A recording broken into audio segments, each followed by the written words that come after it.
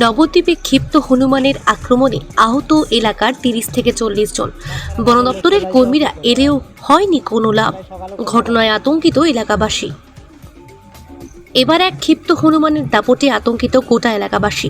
হনুমানের আক্রমণে গুরুতর আহত প্রায় ১৫ জন। বৃহস্পতিবার বিকেল পর্যন্ত মোট আহতের সংখ্যা কম বেশি ৩০ থেকে ৪০ জন। হনুমানের আতঙ্কে কার্যত গৃহবন্দী গোটা এলাকাবাসী। এমনই চাঞ্চল্যকর ঘটনাটি ঘটেছে নদিয়ার নবদ্বীপ ব্লকের মাঝদিয়ার বিস্তীর্ণ এলাকায়। স্থানীয় সূত্রে খবর, বুধবার থেকে গোটা মাঝদিয়া এলাকায় দাপিয়ে বেড়াচ্ছে একটি হনুমান। মাঝদিয়ার বাসিন্দা ফুলটুসি হালদার জানান, বুধবার বিকেল আনুমানিক ৫টা নাগাদ আমি পাড়াতেই ছিলাম। পাশের বাড়ির টালির চালে বসে একটি হনুমান কিছু একটা খাচ্ছিল। হঠাৎ করেই আমাকে ধাক্কা মেরে ফেলে দেয়। আমি পড়ে যাই, তাতে আঘাত আসে মাথায়। তৎক্ষণাৎ প্রতিবেশী ও পরিবারের সদস্যরা তাকে উদ্ধার করে স্থানীয় মহেশগঞ্জ গ্রামীণ হাসপাতালে নিয়ে গেলে তার মাথায় দুটি সেলাই হয় বলে জানায়।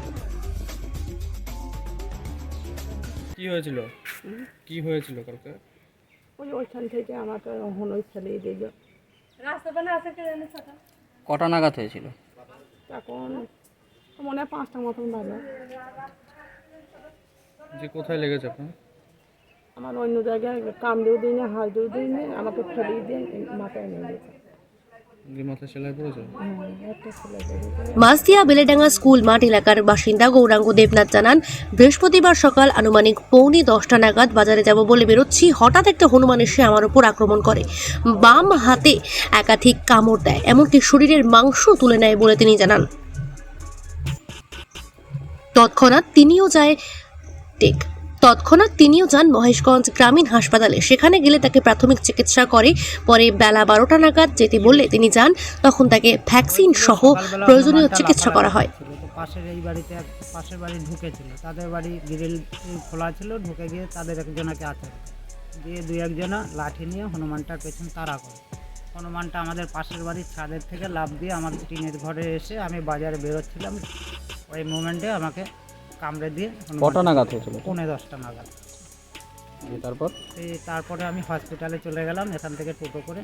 হসপিটালে সেই মোমেন্টে সব ডাক্তার ছিল না, কিন্তু নার্সের ইয়েরা ছিল, তারা দেখেই আমাকে বললো আগে করতে হবে, ওয়াশ করে দিয়ে সেলাইটা করে দিল। সেলাইটা করে দিয়ে একটা ওষুধ প্রেসক্রিপশন লিখে দিল, বললো ওষুধগুলো কিনে নিই। তারপর ডাক্তারবাবুকে বললো, ডাক্তারবাবু বললো ব্লাড বন্ধ হওয়ার জন্য আমি ইঞ্জেকশন। এরকম এই অবধি 50 হসপিটালে হয়ে। আপনাদের এলাকাতেই? আমাদের আশেপাশের টুকটাক এরিয়া নেই। কবে থেকে হচ্ছে এটা কাল বিকেল থেকে। বন দপ্তরের লোক এসছে? না, বন দপ্তরের লোক বললো যে এসছে, আমি যদিও দেখিনি, তারা বললো ধরতে পারেনি।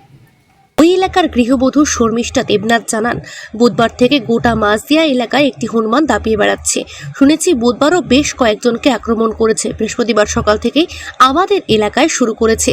এদিন সকালে আমি ঘরের দরজার সামনেই ছিলাম। হঠাৎ করে পাশের বাড়ির ছাদ থেকে হনুমানটি এসে আমার ওপর ঝাঁপিয়ে পড়ে, আমার পিঠে ঘাড়ে একাধিক আঘাত করে। এলাকায় সবাই লাঠি নিয়ে তাড়া করলে পালিয়ে যায়। আমিও ঘরে চলে যাই। পরবর্তী সময়ে স্থানীয় হাসপাতালে গিয়ে প্রয়োজনীয় চিকিৎসা করাই। মাঝদিয়া এলাকার বাসিন্দা রাজকুমার হালদার জানান, বুধবার থেকে এই ক্ষিপ্ত হনুমানের আতঙ্কে আতঙ্কিত গোটা এলাকায়। তিনি আরও বলেন, বুধবারই বন দপ্তরে খবর দিলে তারা আসে, কিন্তু কোনো লাভ হয়নি। বৃহস্পতিবারও সকাল থেকে হনুমানের আক্রমণ শুরু হলে পুনরায় বন দপ্তরের কর্মীরা আসে ও একাধিকবার চেষ্টা করে। পাতা হয় ফাঁদ, কিন্তু হনুমানকে কোনোভাবেই জব্দ করা সম্ভব হয়ে ওঠেনি। বৃহস্পতিবার বেলা আনুমানিক 1টা পর্যন্ত বন দপ্তরের কর্মীরা জানান, তাদের চেষ্টা করেন, কিন্তু এতে হবে না। তারা তাদের ঊর্ধ্বতন কর্তৃপক্ষের কাছে জানাবে, তারপর পরবর্তী পদক্ষেপ নিতে পারবে বলে বৃহস্পতিবার এলাকা ছাড়েন বন দপ্তরের কর্মীরা। এলাকায় চলছে হনুমানের দাপট। হনুমানকে তাড়াতে এলাকায় স্থানীয়রা লাঠি হাতে টহল দিচ্ছে গোটা সময়। আমি দরজা দিতে পারিনি, দরজা দেওয়ার আগে চটিও খুলিনি, আমার পিছন দিয়ে গিয়ে ঘাড়ের উপর চেপে তারপর এইভাবে আসর দিয়েছে। হঠাৎ কেউ ছিল না আমার সামনে।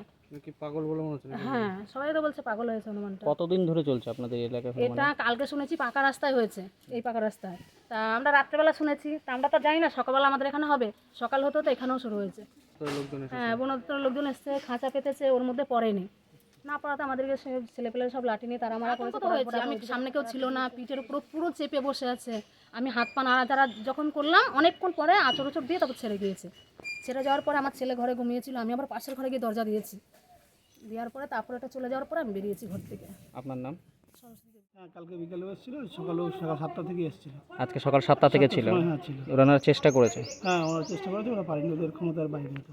আচ্ছা, কি বলে গেল বন দপ্তর? কখন ওরা গেল? বললো, আমরা এই যে এখন যা পরিস্থিতি এটা আমরা পারবো না, আমাদের লিখিত রিটার্ন দিতে হবে, জনসাধারণ সিগনেচার করে রিটার্ন দিতে হবে, অফিসে জমা দিলে অফিস থেকে কলকাতা থেকে লোক আসবে, কলকাতা থেকে লোক আসার পর ওটাকে ঘুমের ইঞ্জেকশন দিতে হবে, নাহলে আমাদের দ্বারা সম্ভব না।